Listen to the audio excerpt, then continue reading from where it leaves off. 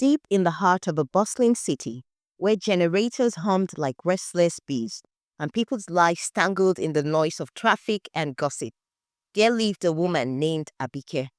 Abike's words were sharper than knives and faster than Lagos Damfo buses. She could talk from sunrise to sunset, slicing people's reputations and stirring up trouble where there had been peace. She didn't mean harm, or so she told herself, but gossip was the air she breathed. Our apartment complex was small, but Abike made it feel like the center of the universe.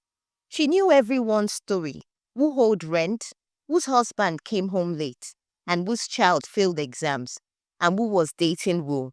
If there was a secret in the building, it would find its way into Abike's mouth before the next morning. She wore loud makeup, bright red lipstick that announced her before her words did, thick eyeliner that seemed to dare anyone to challenge her, and dangling earrings that echoed like warning bells. Her neighbors had learned to keep their distance. Some avoided her completely, others smiled politely, careful not to offend her tongue.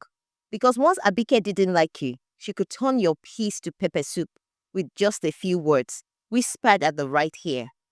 Everything stayed that way, noisy, colorful, and dramatic, until the day a new tenant moved in. Her name was Ireti. She was quiet, graceful, and carried an air of mystery. She didn't gossip, didn't linger, didn't mix with anyone. She greeted people softly, always with a small smile, and went about her business. But that's what caught Abike's attention, and later her obsession, was the car. Every single day, no matter how hot the sun blazed or how cold the night felt, Ireti wore the same dark wool cap, neatly fitted on her head, fastened with stone-like buttons that shimmered faintly in the light. At first, Abike ignored it, but soon curiosity began to itch at her tongue. "Which kind woman be this one?" she said one morning, painting her lips. "Is she hiding baldness, or maybe it's juju under there?"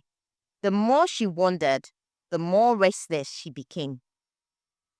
Her mind, always hungry for stories, whispered, "Find out. Tell someone you are Abike after all." She started watching Ireti closely. From her window, from the balcony, from the little shop downstairs, Ireti never removed the car. Not in the compound, not in the corridor, not even when carrying a laundry to dry. By the third week, Abike couldn't take it anymore. One afternoon, Ireti came out of her apartment holding a small bowl of food for a stray cat that lingered around the building. The air was still, the compound was quiet. Too quiet for Abike's liking. She smiled sweetly and walked over. "Ah, Ireti, my sister. How now? You are feeding that cat again today. You have such a kind heart." Ireti smiled shyly. "It's nothing, ma, just leftovers." As she bent down, Abike pretended to swat at a buzzing fly near Ireti's head. "Ah, see that fly, wait." She reaching forward and snatched the cap off her head. Immediately the world shifted. The air shimmered like heat over tarmac. The sky darkened and the building melted away. Before Abike could scream, she was pulled, not falling, not flying, just drawn into a space that was neither here nor there. When she opened her eyes, she was standing in a vast empty marketplace, stalls stretched endlessly, filled with shadows instead of goods.